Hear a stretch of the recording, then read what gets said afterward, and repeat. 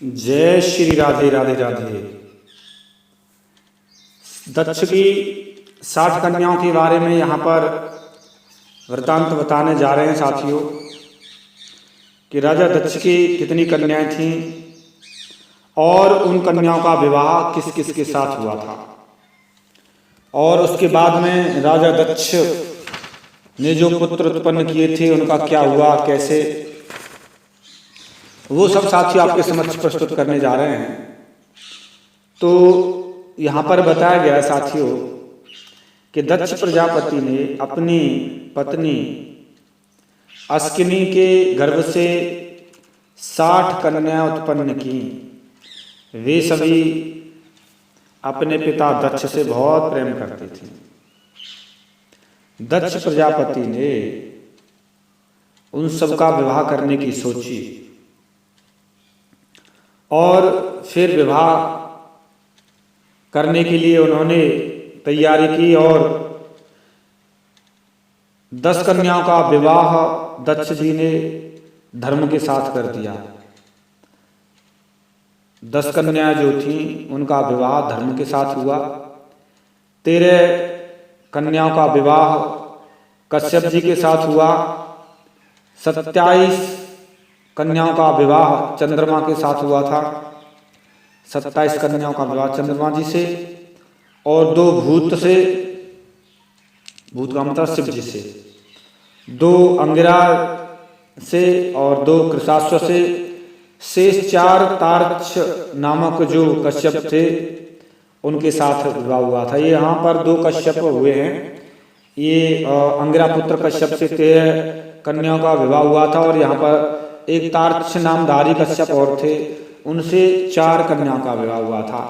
इस प्रकार 60 कन्याओं का विवाह हुआ।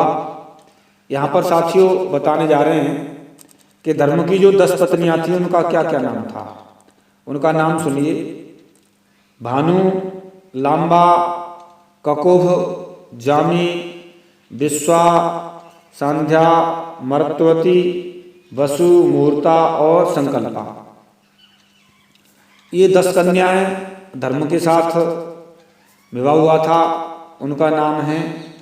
इसी तरीके से साथियों यहाँ पर जो 60 कन्याएं थीं उनका विवाह किस किस से हुआ था वो बताया यहाँ पर। और यहाँ पर एक प्रसंग हो रहा था कि भूत की पत्नी दक्षनंदिनी, दक्ष की पुत्री जो स्वरूपा थी, जिसको सती कहते हैं, और उन्होंने कोटिगण रुद्र उत्पन्न किए। और जो दूसरी पत्नी थी शिव जी की, जिसका नाम भूता था, उससे विनायक आदि का जन्म हुआ। यहाँ पर साथियों 2 पत्नी बताई गई हैं और बातें सही हैं। शेष यहाँ पर एक प्रसंग और आता है कि दक्ष जी ने अपनी उन पत्नी से 10,000 पुत्र उत्पन्न किए थे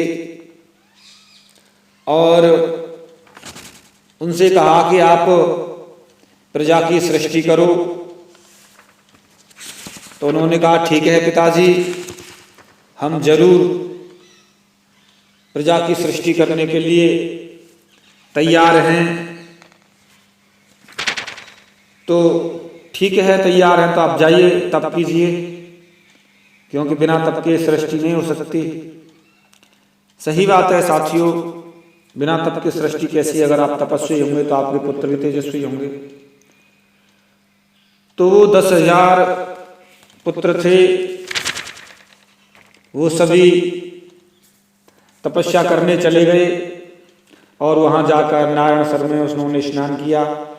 स्नान करते ही उनकी बुद्धि शुद्ध हो गई, भागवत धर्म में लग गई और बड़े अच्छे तरीके से भजन करने लगे। और जो भगवान की ओर चलता है, अच्छे लोग होते हैं, धर्मों से अपने साथ जोड़ लेता है। इसीलिए वहां पर चलते फिरते देख बिना बुलाए ही नारद जी आए और नारद जी ने कहा तुम प्रजापति हो, क्या वास्तव में तुम लोग मूर्ख ही हो? अरे पृथ्वी का अंत जाने बिना आप सृष्टि कैसे करोगे? आप जानिए कि खेद की बात है, आश्चर्य की बात है। देखो, एक ऐसा देश है जिसमें एक ही पुरुष है, एक ऐसा बिल है जिससे बाहर निकलने का रास्ता नहीं है, एक ऐसी स्त्री है जो बहुरूपिणी है, बहुत से रूप, एक ऐसा पुरुष है जो व्यभिचारी स्त्री का पति है, व्यभिचारिणी स्त्री का पति है, एक ऐसी नदी है जो आगे पीछे दोनों ओर बहती है, एक ऐसा विचित्र घर है जो 25 पदार्थों से बना है, और एक ऐसा हंस है जिसकी कहानी बड़ी विचित्र है, और एक ऐसा चक्र है जो छुरी एवं वज्र के से बना हुआ है और अपने आप घूमता रहता है। इन आश्चर्यों को जानिए और भगवान की भक्ति कीजिए, भगवान को समझो, और जब भगवान को समझ जाओगे तो संसार में सृष्टि आदि की कोई जरूरत नहीं है, ये सब झूठ है। परमात्मा को देखे बिना भगवान के प्रति समर्पित कर्मों को कर दीजिए, बस आपको कर्म बाधित नहीं होंगे। जीव जिसको प्राप्त होकर फिर संन्यास से में नहीं लौटता, वह स्वयं ज्योतिर्स्वरूप भगवान परमात्मा को जाने बिना विनाशवान स्वर्ग आदि कर्मों को करने से क्या लाभ है? अपनी बुद्धि को बहुरूपिणी और सतरजतम से गुणों को दान करने वाली व्यभिचारिणी स्त्री के समान है। इसलिए जीवन में जिसका अंत जाने बिना, विवेक प्राप्त किए बिना अशांति को अधिकाधिक बढ़ाने वाले कर्म करने का क्या प्रयोजन है? इस तरीके से नारद जी ने उनको दिव्य ज्ञान दिया और वो दिव्य ज्ञान प्राप्त करके भगवान की भक्ति करने निकल गए और वो दिव्य बन गए। फिर वो लोग लोकांतर में विचरण करने लगे। उसके बाद में उन्हें पता चला कि नारद जी के उपदेश से वो दिव्य भक्त हो गए हैं, अब लौटेंगे नहीं। तो दक्ष जी ने फिर 1000 पुत्र उत्पन्न किए और वो बड़े हो गए। उसके बाद वो प्रजा सृष्टि का बात रखी और इस कारण से वो तप करने चले गए। वही बात नारद जी ने आकर उनसे कही। नारद जी ने वही उपदेश उनको दिया, वो भी दिव्य बन गए और वो भी लोकांतर में विचरण करने लगे, भक्त हो गए, संसार की माया छूट गई। ऐसा सुनकर दक्ष जी को बड़ा क्रोध हुआ और वो नारद जी को ढूंढने लगे, मिल जाए तो उसे छोड़ूंगा नहीं। ढूंढते ढूंढते एक जगह पर नारद जी मिल भी गए और नारद जी से उल्टा सीधा कहा और कहा। उसके बाद में फिर नारद जी को श्राप भी दिया, हे मूढ़, तुम जाओ, लोकांतर में भटकते रहो, कहीं भी तुम ठहर नहीं सकोगे, कहीं भी तुम्हारे लिए ठहरने को ठौर नहीं होगी, आप चलते रहोगे। इस तरीके का श्राप दिया नारद जी को दक्ष जी ने। तो साथियों, मुख्य यही बताना था मुझे कि दक्ष की जो 60 पुत्री थी उनका विवाह किस किस के साथ हुआ, कैसे कैसे हुआ, वो मैंने आपको बता दिया। एक बार मैं दोबारा से दोहरा देता हूँ।